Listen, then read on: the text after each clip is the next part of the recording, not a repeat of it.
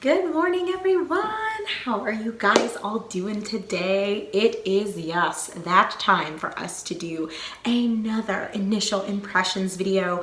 As a quick aside, I can hardly believe that we have already, since I started this new series, if you will, with the initial impressions and then final thoughts, I can't believe that we've completed 2 games since then. Like, we've done one for Paladin's Quest, we've done a couple of the videos for Eternal Eyes, and now we are ready to do the initial impressions for Romancing SaGa Minstrel Song on the PlayStation 2. So let's go ahead and just dive in. I know that, this has been kind of a work in progress as I've been trying to figure out how I want to be discussing some of these video games, since, it's kind of hard to really rate or look at certain components without having played the whole game first. But I guess, that's one of the nice things about just remarking and putting in that qualifier that, hey, these are just my initial thoughts.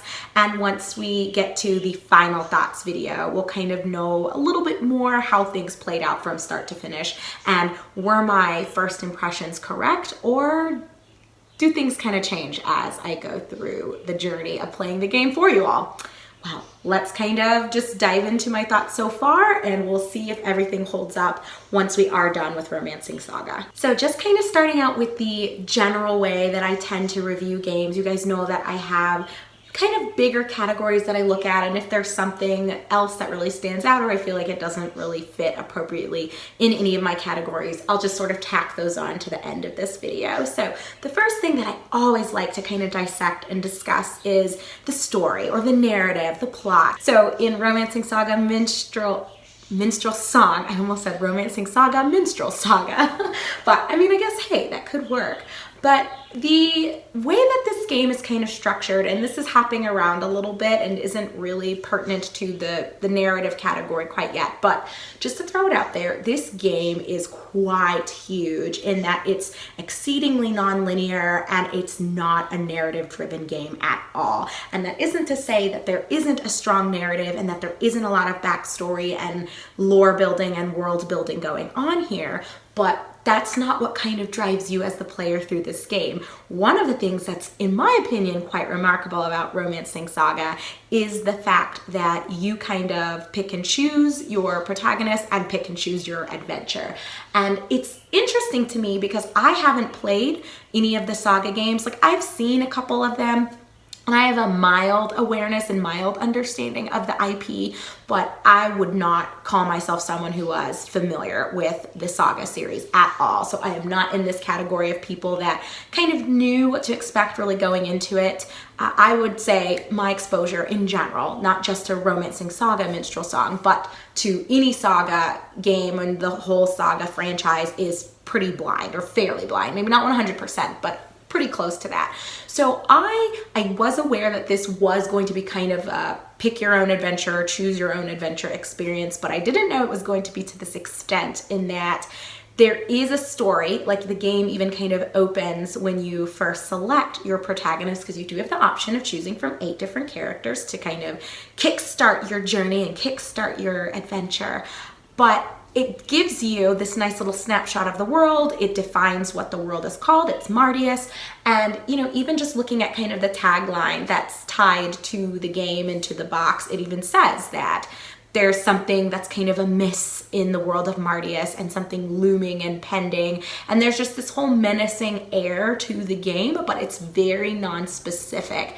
And in a sense, it does that intentionally so that you can uncover everything and you can kind of figure out what's going on, learn more about the world, learn more about the important characters in this world, and how you, through your choices and through the things that you decide to undertake, and in whatever order you decide to undertake them, you can kind of become more involved in this lore and in this plot and kind of figure out what's going on. So it sounds a little bit open and maybe a little bit crazy, and I personally think that's because it is. I've never played a game quite like this before, and I've played a lot of video games, you guys, but I think for those of you who are joining me for, like the umpteenth time, like, you're not new to who I am and kind of my gaming style, you will know, and I guess even for those of you who are new, let me just kind of define myself as being a very JRPG oriented video gamer. I'm an ardent retro game lover, so I do really prefer and enjoy, I would say it's like 5th gen and prior, but I do play some more modern games, so like the 6th gen and onward. But I really enjoy turn-based JRPGs. I'm just a huge fan. I love a strong plot. I love it when characterization is really rich and deep, and when the game itself kind of grips you and pulls you into the development of those characters and presents the world to you in a very lively way to where everything kind of evolves together. So both the progression of the world itself and kind of the development of the world itself and the development of your protagonist and his or her friends and companions. So I really am more accustomed to that type of play style and to those sorts of games than I am to a game that you kind of have almost a blank canvas, a blank slate, even though you do have this very specific world that it's plopping you into. There's this huge map that has all these different regions that you can only assume have their own specific cultures and ways of living.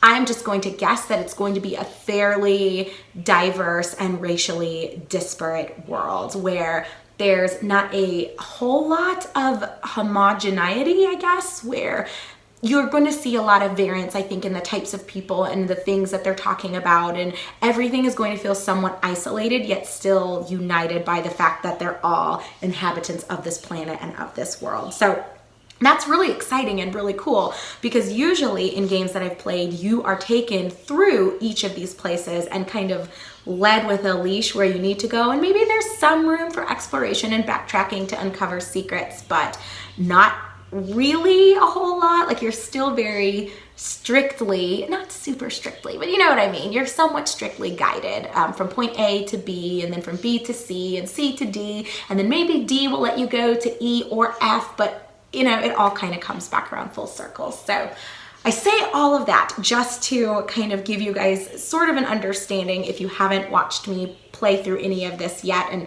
if you are interested, I did already bang out about 8 hours of content, which came to, I think we got 17 episodes done. So I will link to the playlist if you do want to get caught up with where I'm at right now in gameplay.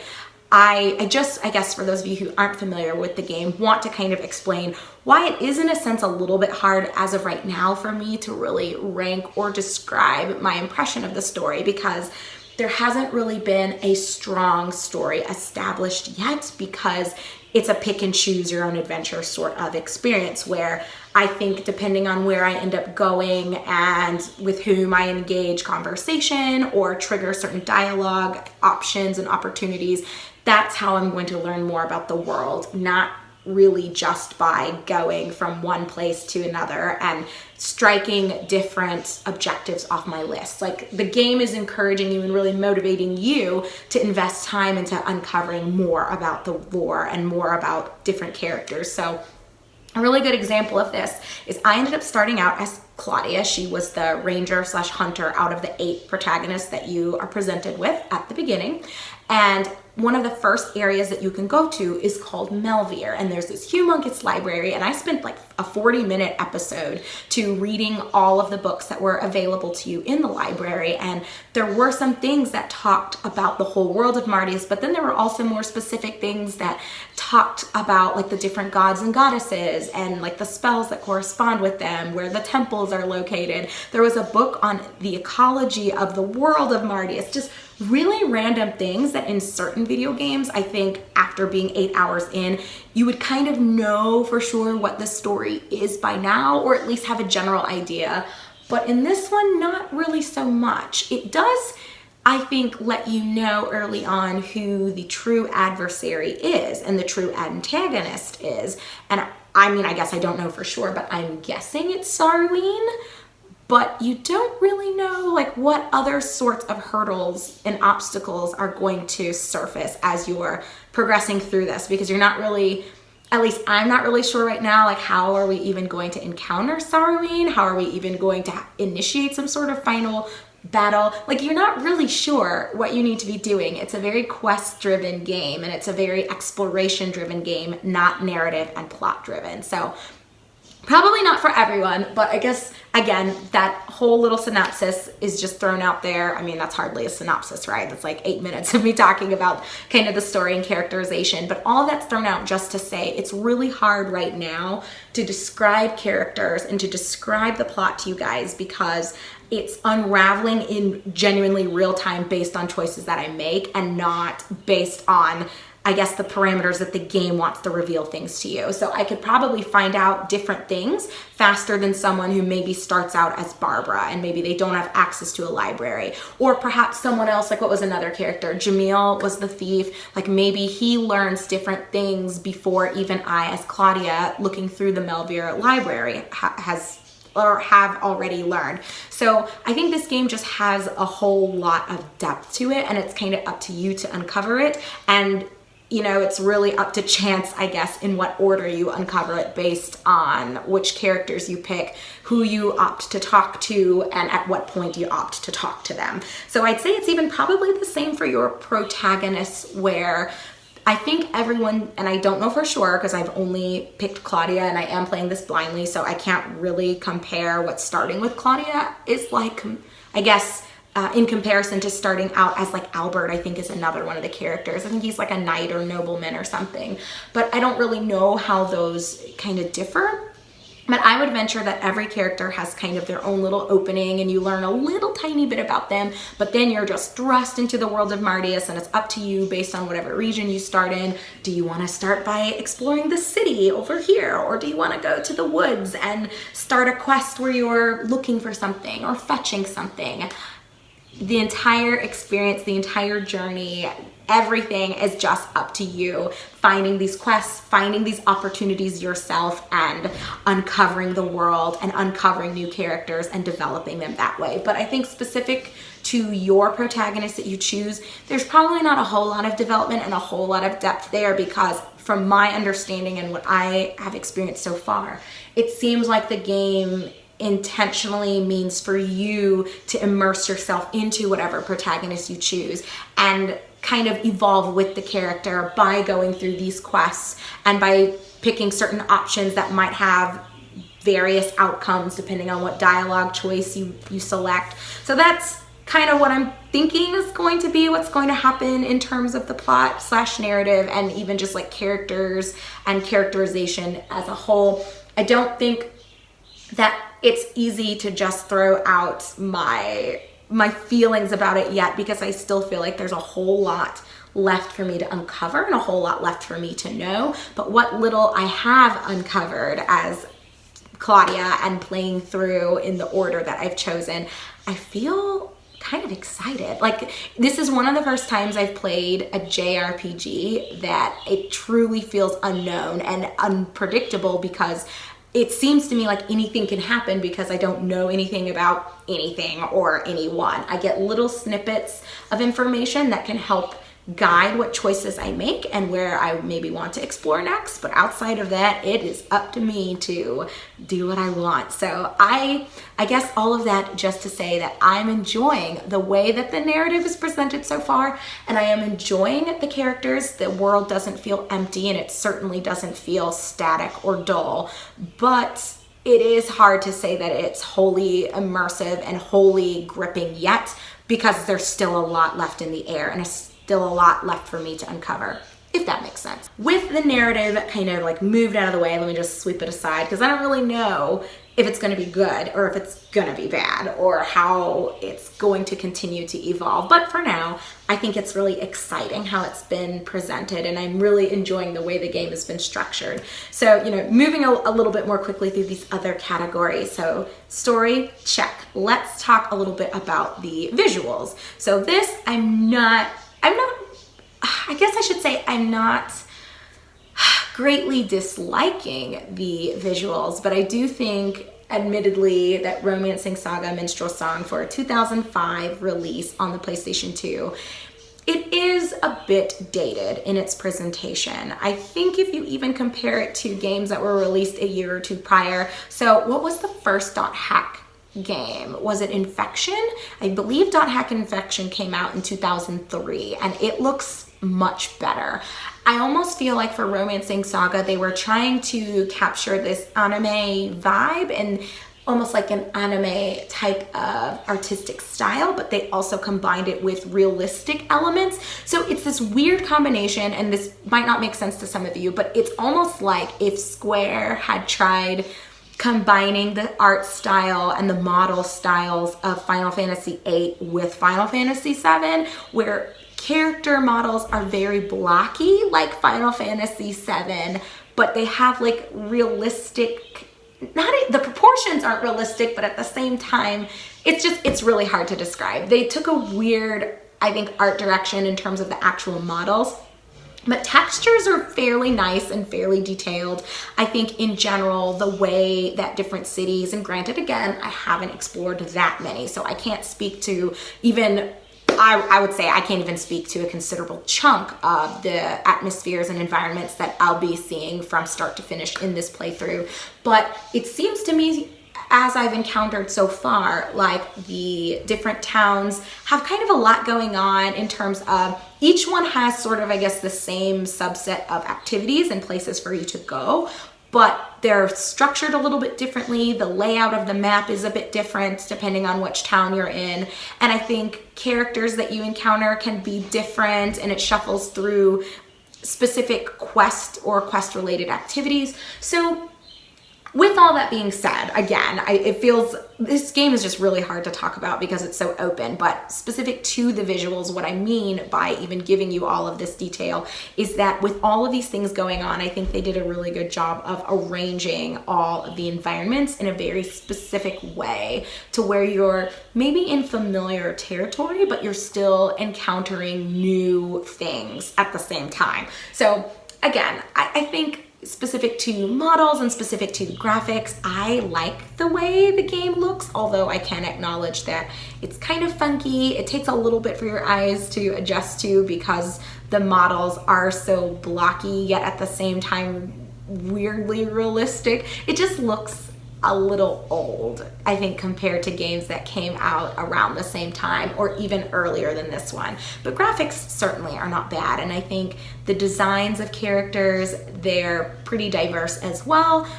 You know, a lot of NPCs look fairly similar, but there is, in my opinion, a pretty high number of NPCs in terms of the variety that you get. So even though shopkeepers, they might kind of cycle through a couple of the same sorts of models, there are still a lot of different models. So even if you're encountering a familiar NPC, there are many different types of these NPCs, if that makes any sense. So visuals in general, I think are fine. I don't really dislike the visuals, but it's not anything that I think is just absolutely amazing. If anything has really stood out to me so far, it's been how varied the environments are, both in terms of towns slash cities I visited and a few of the random places that I've gone through for actual like dungeon crawling or forest crawling, if you will, and fighting enemies. I think very familiar, but they still differentiate each place enough to where it doesn't feel like you're seeing the same thing over and over again, even though they have a lot of the same sorts of activities available to you. Again, hopefully that makes sense. Audio, absolutely love it. I don't have a whole lot to say about this because I just love the soundtrack to this game. I got it almost immediately following my concluding of the initial recording session that I did in the recording batch that I ended up making. So I love the music. I think it all sounds wonderful. Everything so far that I've encountered feels really appropriate with whatever atmosphere or environment I'm in. So nothing's been really jarring in terms of music. I think the same can be said for actual audio effects and sound effects. Slicing sounds like slash sounds. Nobody has really done or said anything that I've also found as like an immersion breaking kind of issue. Although, I guess with me bringing that up, having immersion broken, I will remark that voice acting is a little all over the place. I think some of the characters, the voices fit more than others, but this is something that I know is just personal opinion, but I am not a huge fan of US English voice dubbing. I'm one of those people that if given the opportunity, I will almost always choose the subtitled version with the original language. It's just a preference. I don't know like why I am this way, but I just really have a hard time, I think, enjoying certain portrayals of characters by American voice artists, and I don't know why that is. I almost feel like some of the characters, they just go so overboard in the voices, and they're just so bad and very jarring. So that the reason I brought that up was because I was saying that so far nothing has really broken my immersion in the world, but the voices I feel like could easily get you there. Like some of them have been really odd and awkward, but most of them have been fine. One that I just absolutely love and think is amazing is John's. You guys already know he is 100% my husbando. I'm a little obsessed with John, but I love his VA work is terrific, and I think very well executed, very well done. I think his line delivery so far, it just fits the character and just kind of how bumbling and goofy he is. He's just 100% husbando material. But contrast that with Claudia, the actual protagonist that I picked, where every single line that she delivers is so just lukewarm, so tepid. She doesn't seem interested in anything, even when she's in the midst of solving mysteries or uncovering some sort of big secret that does bear a grave impact on those who are involved in the quest. And I'm not sure if that was intentional, like Claudia is supposed to be a more, I wouldn't even call it gentle, because it's not like she's kind of like sweet and angelic and naive almost. Her VA delivers lines as though Claudia doesn't care. And maybe that is Claudia's personality and she doesn't care, but we haven't been given any sort of information about her as a character to lead me to believe that that should be the case. Like, why shouldn't she care about other people? If she doesn't give a shit, then why even take the quest in the first place? Why even involve yourself in the first place? It doesn't really work with the idea that out of these 8 initial protagonists that you have, they all have the potential to be saving the world and enacting this positive change that will stop the madman who, you know, is kind of brewing in the background and has this looming demise and all this shit that's going to hit the world of Martis. Like, it doesn't make sense that one of your protagonists just wouldn't give a shit about the world or its inhabitants. So I will say it's possible that the way Claudia does say her lines, or her VA says the lines, it's intentional and it's appropriate for who the character is, but that to me is very disjointed from the purpose of these protagonists being given to us as the players in this way. There's no reason for Claudia to be one of the potential heroes of Martius if she doesn't care about Martius. So why would you deliver her lines in such a way that indicates she just genuinely doesn't care? So that's probably my main criticism so far. Like I said, I think that the actual sound effects are all very appropriate and fitting. I think the music is incredible. If not, I'll say it, phenomenal. I love it. I got the soundtrack. I think it's one of the best video game soundtracks I think that I have right now in my possession. And I have a lot, because like I said, I've played a lot of video games.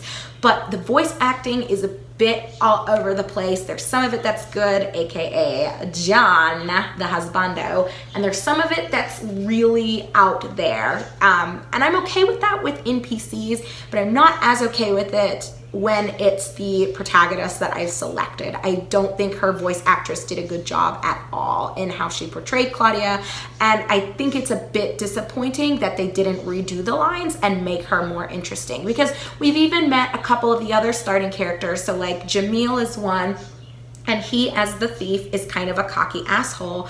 And whether you like dubbed work or not, you have to give credit where credit's due. Jamil's VA delivers lines and communicates in a way that's very realistic with who Jamil is. I think the same thing actually for Barbara. We met, I think actually in the last episode of that first batch, video number 17, I believe.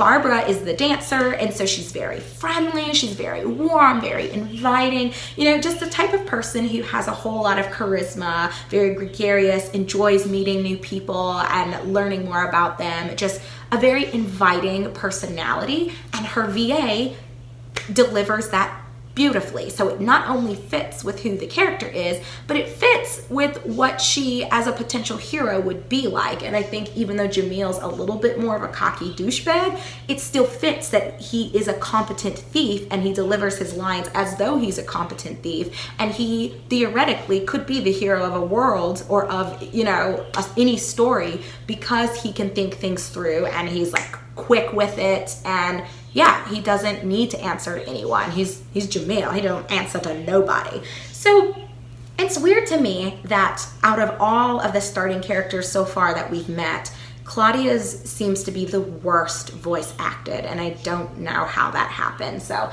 that's probably my primary criticism with audio/sound. Yeah, I don't think some of the voice acting work was done well, and in particular, it's disappointing when you can say that about one of the primary characters. There's something to be said with NPCs being goofy and having a variety of voices, because they're just NPCs. You use them for one, maybe two quests, or they say a few lines if they're one of the shopkeepers or just a random person giving you a tidbit about town. You don't need them to sound amazing because you're only talking to them for a minute or two.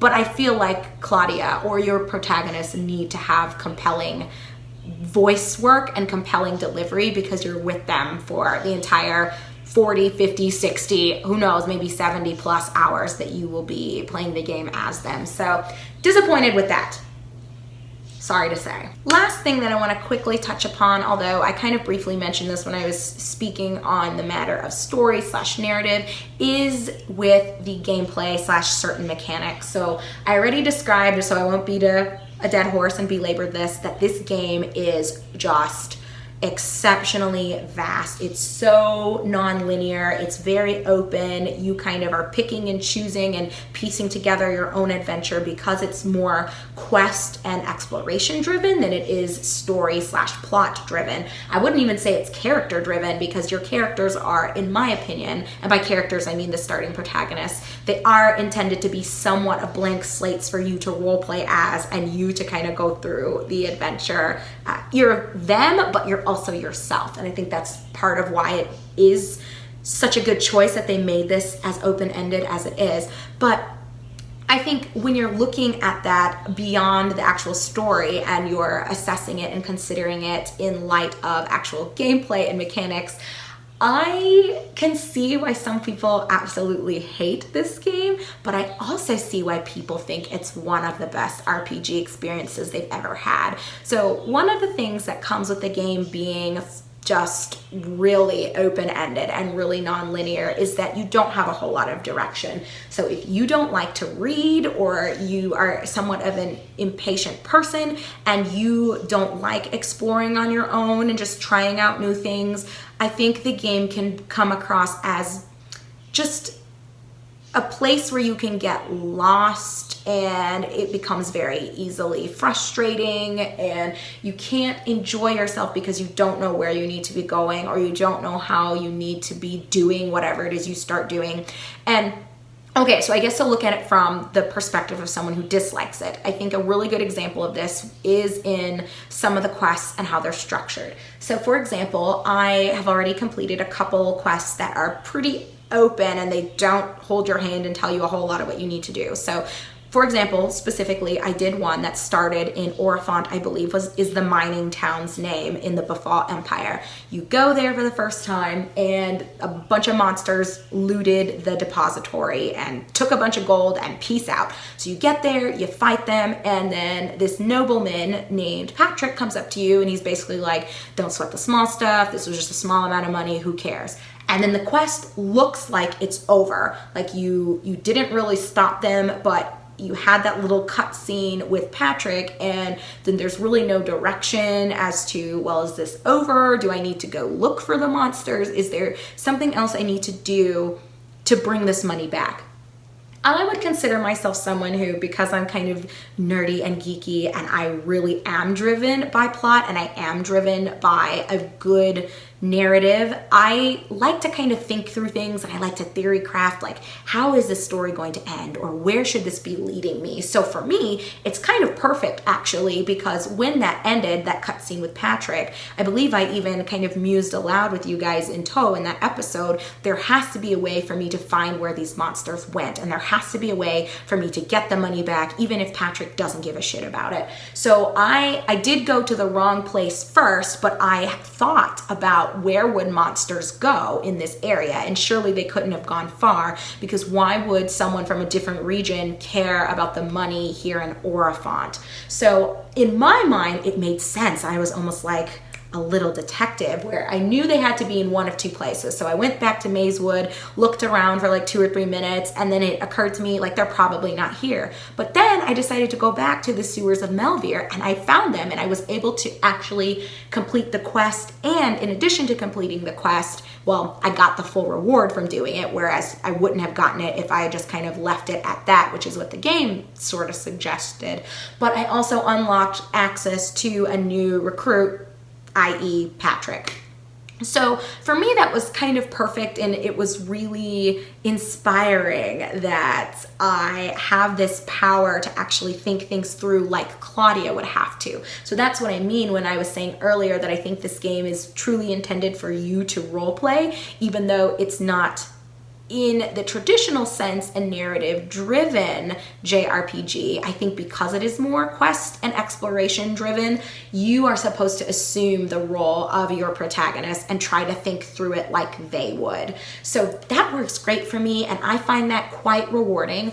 But I can see why others might find it more off-putting, because it seemed like that quest in Orifont was over, and how the hell would you know you needed to go back to the Melvir sewers? And the way some of the quests are even connected and how they conclude, it doesn't always really seem appropriate, or it doesn't always seem the most sensical. So another example of one that I completed was with Wuhan. I think it was called Wuhan Secret, back in both northern and southern Estamir. And again, it was one of those quests where I started it by talking to some people, and I found out that there was some sort of sex/slave trade going on. But after going through the sewers, which is what it indicated where they were being housed, like I found a bunch of places in a little, I would say like a little room where there were slaves, and one of the people did tell me that the women were taken away, but that was it. Like, you're not told anything else. It seems, again, like the quest is more than likely over, or maybe over time something else will be revealed to you. But that's not the case. Like, you again have to kind of think through it. You have to talk to everyone and piece together clues. And it was a random NPC that jogged my, I guess, curiosity, because he had mentioned that Wuhan had been visiting a temple, maybe more than made sense because he wasn't a particularly religious person, or he didn't present himself as such. So for me, again, immersing myself in the world and kind of pretending to be Claudia, it made me think, wait a minute, if he's not a religious person, or if it's out of the ordinary for him to be visiting this temple, he might have something going on there. So I thought to go and explore, and then I was able to complete the quest. But again, if you're not the type of person that wants to be exploring, that wants to be talking to a whole lot of NPCs, I don't know how you would just figure out how to end some of these quests. So all of that and those examples given to you guys just to say that I think for the actual gameplay and in general the more specific mechanics of how to progress from start to finish, and again, I can't speak to how I'm going to feel when I get to the concluding hours of the game, but so far I can understand why some people find the game to be too open-ended, too non-linear, and maybe boring as a result, because you don't know where to go, you don't know how to be completing these quests, and if you're not completing these quests, then you're not really, in my opinion, learning more about the world and learning more about the characters that populate this world, because you're not finishing anything. You're basically going from town to town, getting bits and pieces and a couple snapshots of things going on, but you're not really getting into it, and the depth is kind of wasted because you're not digging deeper into it, because you don't know how to. So I can see that being a problem for some people, but for me personally, I am loving gameplay in terms of, again, how open and non-linear it is.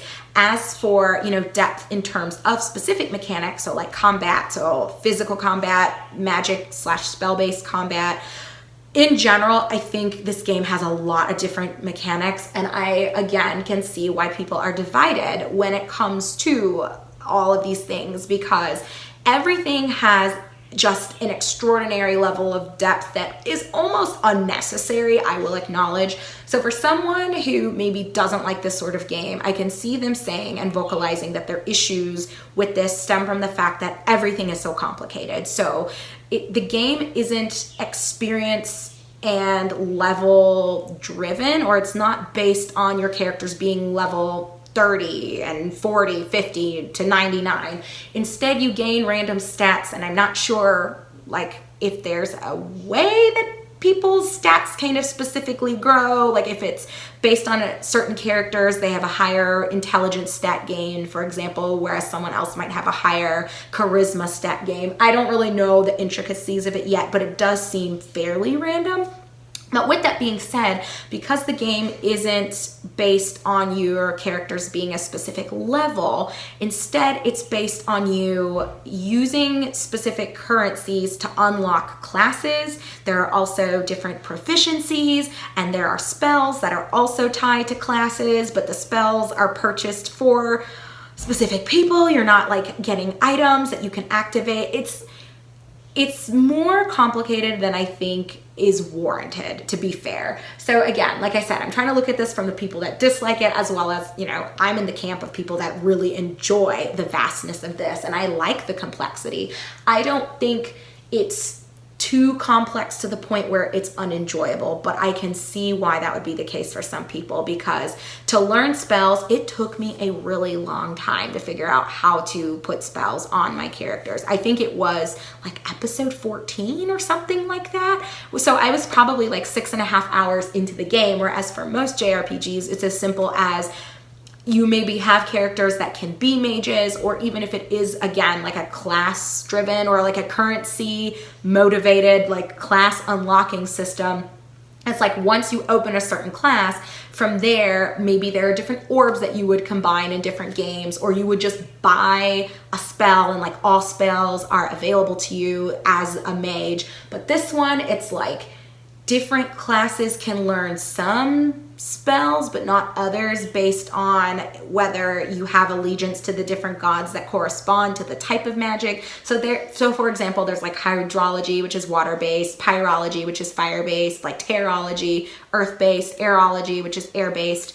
And the thing is, I believe there are 12 different types of magic categories, and with these 12 categories, you can only, I think, perfect 6, because pyrology and hydrology, for example, they don't work well together. They don't play on the playground well, and you got to separate the two of them, which I get it, because thematically, someone who is really excellent at water probably shouldn't be able to trigger sparks and manipulate fire. But it also makes it more complicated, because I think it's hard to really plan what direction you want to take your characters in, because progression is based on your currency. So you have jewels to unlock classes and to train in these classes. And if you spend your limited amount of jewels unlocking a class that maybe only gives you terrology and demonology, for example, but you don't like the spells that come with those classes, or you're more interested in doing, so again, let's just say pyrology, but you already unlocked hydrology, it's like you can't really backpedal, and you have to get enough more jewels to purchase or unlock the next class that will allow you to even do hydrology. But here's another level of complication to throw into the mix.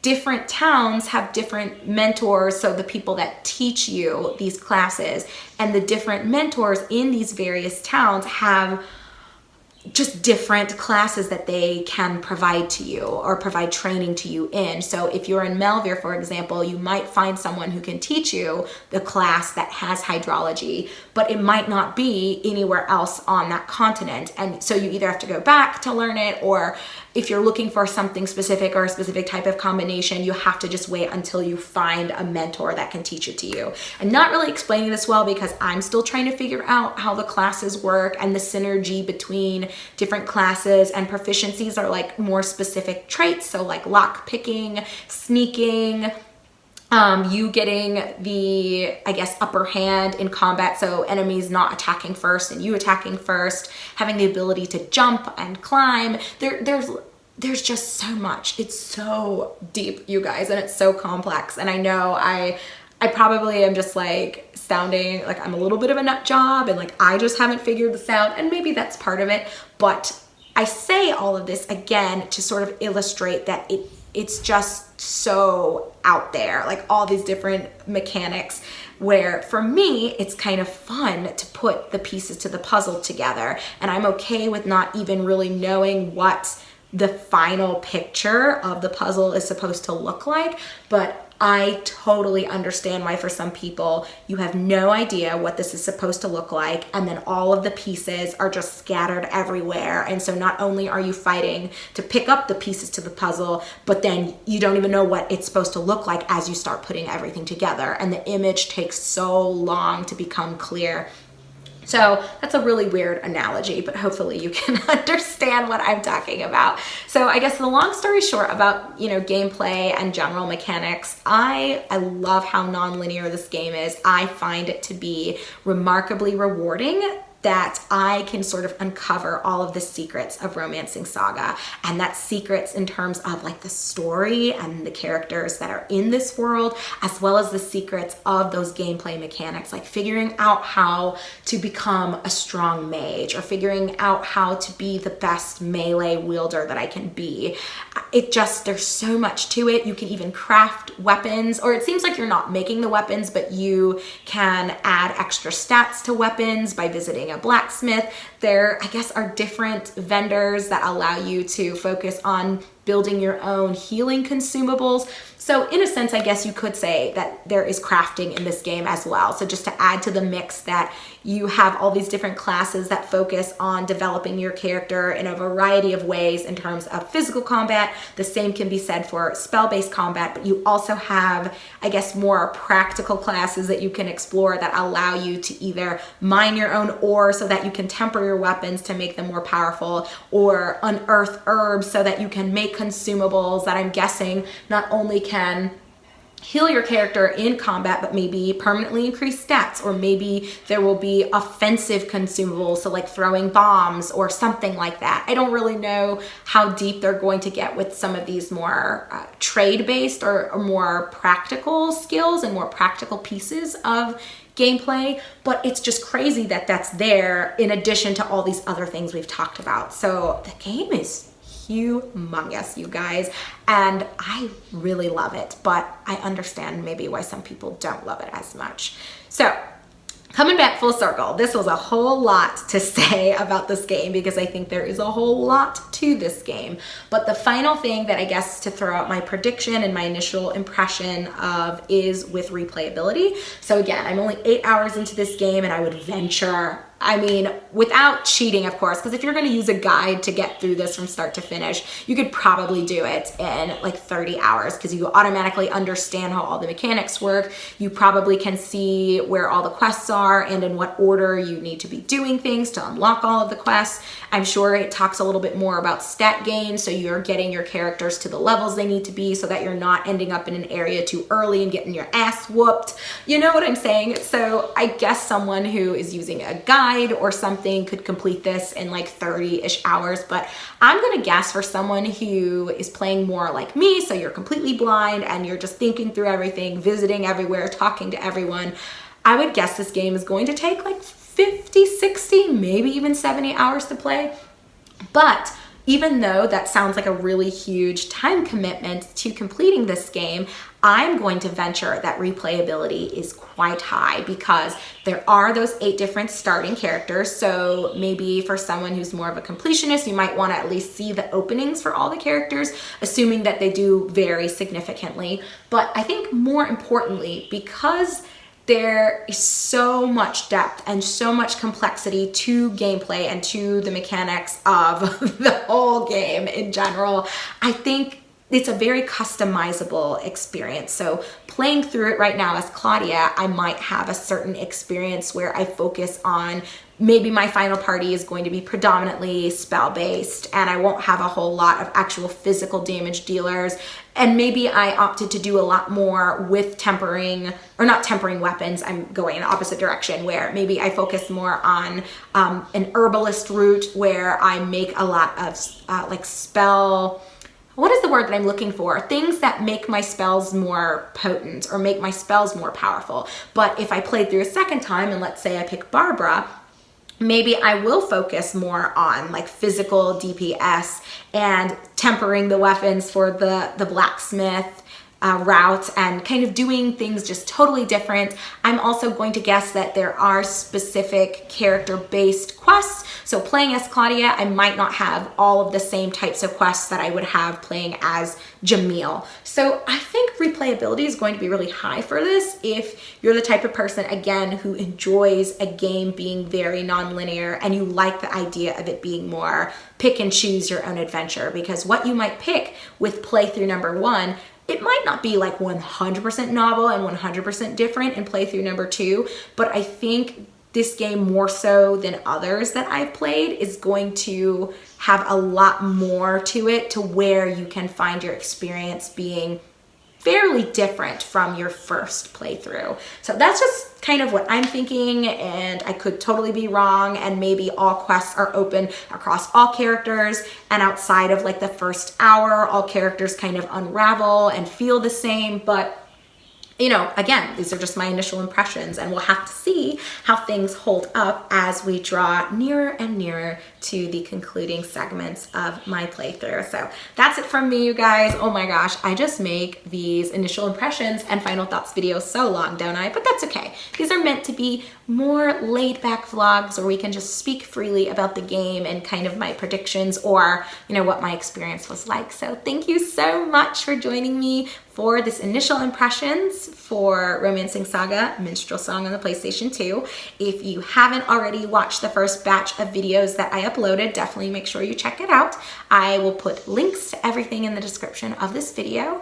And otherwise, you know, thank you for those of you who have already watched it. Thank you for joining me as I made my way through those first pieces of the game. I know it was probably quite painful to watch me navigate through things for the first time, and I'm sure I was slower than some at figuring out things like with the spells, for example, but hopefully I gave the game a run for its money in terms of my ability to kind of think through the quest. So I think I was right in the middle there with getting through things without running into too much difficulty. But I don't know, maybe I'm one of the worst people to play this game, but I'm having a good time, and that's what matters at the end of the day. And I hope you guys have been having a good time watching me. So either way, thank you again, everyone. I hope you are all doing well, and I look forward to when we can meet up again to discuss our concluding thoughts on the game. So take care and be good until then, everyone. I'll talk to you soon.